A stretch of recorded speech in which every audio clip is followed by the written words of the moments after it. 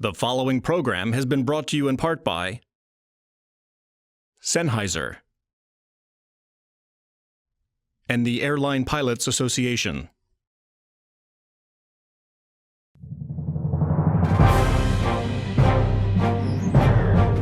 On this episode, we'll tell you what's on the most wanted list for aviation safety, how Europe is handling the emissions trading scheme, and how you can get involved in your community this holiday season. All of this and more here on the Flight Deck.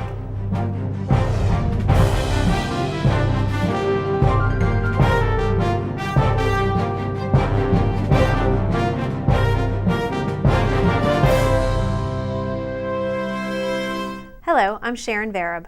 Welcome to the Flight Deck. The National Transportation Safety Board announced its most wanted list this month. The board dropped transportation worker fatigue after the FAA published new flight and duty time rules. However, ALPA will continue to address this issue until the rule covers pilots who fly for all cargo airlines as well.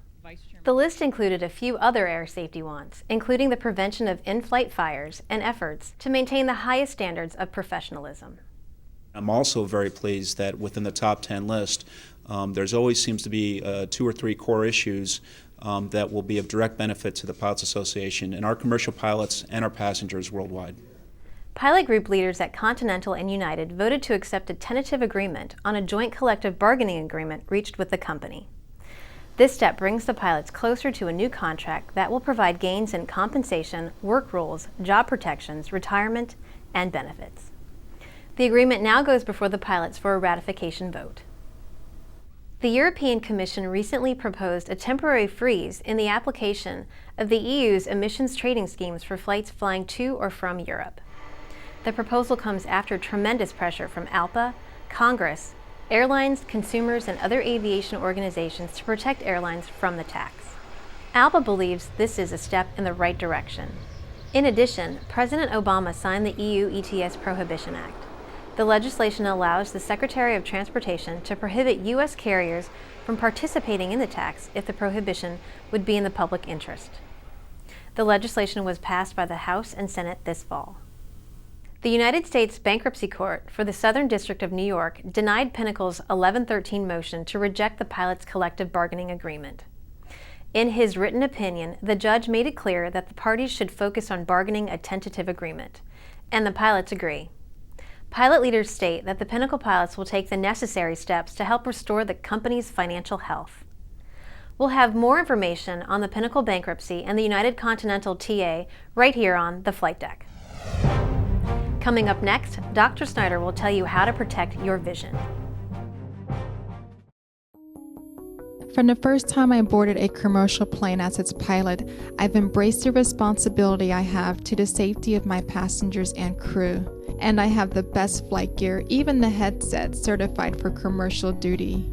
It lets me concentrate on the task at hand, making this the safest flight my passengers will ever have. The feature-packed HMEC 26 provides long wearing comfort and more than 18 dB of noise reduction. Try the HMEC 26 on your next flight and hear the difference for yourself.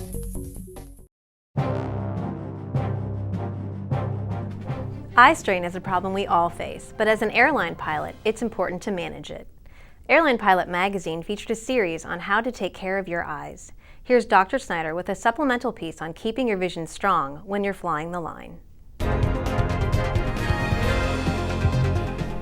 Eye strain is an everyday problem for pilots. Focusing on multifunctional displays, programming aircraft computers, and looking into the sunshine for long periods of time will strain your eyes and reduce your ability to focus. Relax your eyes by taking frequent breaks, blinking, and focusing on distant objects. Sunlight is another hazard to vision. Repeated exposure to UV radiation, which increases with altitude, can contribute to cataracts. Protect your eyes by wearing sunglasses with ultraviolet blocking lenses. Polarized lenses and photochromatic glasses are not recommended for pilots. You can also protect your eyes with a healthy diet. Vitamin C and E, beta-carotene, zinc, and copper could help lower your risk of cataracts and macular degeneration. The FAA produces an excellent brochure on sunglasses for pilots, discussing lens material, tinting, light blockings, coatings, polarization, and frame types. It's available on their website. Fly safely and stay healthy. For the Flight Deck, I'm Dr. Quay Snyder. Pilots living in the wake of Hurricane Sandy are continuing to deal with the aftermath. ALPA received more than 30 requests for assistance through the ALPA Emergency Relief Fund. ALPA pilots stepped up to the plate and provided thousands of dollars in contributions, but more help is needed. The ALPA Emergency Relief Fund addresses the needs of ALPA pilots that immediately follow a widespread disaster and is financed largely from contributions by ALPA members and staff. Fund guidelines and application are available on the ALPA website. The fund is here for you when you need it. But until then, please help your fellow pilots and donate today.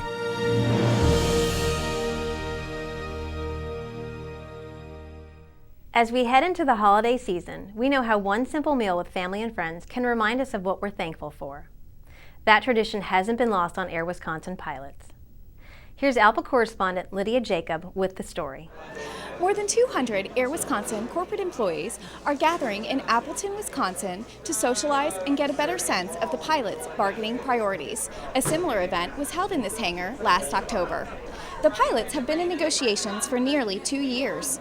Meanwhile, many at corporate were not aware of what was happening at the bargaining table. In taking their message directly to headquarters, the pilots are able to present the facts and show that they too are committed to the success of the airline. This is a unique approach. ALPA leaders recognize the value of every employee and believe that they are stronger together. Well, it's important for the Air Wisconsin MEC to recognize all the people that support us back in Wisconsin. Our entire operation's out on the East Coast, but we wouldn't get airplanes up in the air and back down safely again without the support of an entire employee group. So it's just an opportunity for us to come in and say thanks very much and mingle with our fellow employees. Air Wisconsin workers seem to agree. Customer service to the pilots, which had reportedly declined in recent years, has begun to improve. In addition, the pilots are making progress in negotiations. Their goal is a contract that recognizes pilots' contributions to the airline and positions Air Wisconsin for continued success. I'm Lydia Jacob on the Flight Deck. If you're looking for ways to get involved in your community over the holidays, touch base with Pilots for Kids. It's a national nonprofit that coordinates visits with hospitalized children. Check their website to see if there's a visit scheduled in your area. Each city coordinator is listed, so contact one today. Then you can see for yourself how the kids light up with a visit from pilots. Now it's time to watch and win. First, congratulations Petr Dubrova for making it to the next round. You were randomly selected from the correct entries from our last episode. Petr will be entered into our grand prize drawing. Now on to today's question. According to Dr. Snyder, how can you manage eye strain? Visit our website to submit the answer for your chance to win. That's it for this episode of the Flight Deck. Thank you for watching. If you have any feedback, please let us know at flightdeck@alpa.org. Thanks again, and I'll see you next month here on the Flight Deck.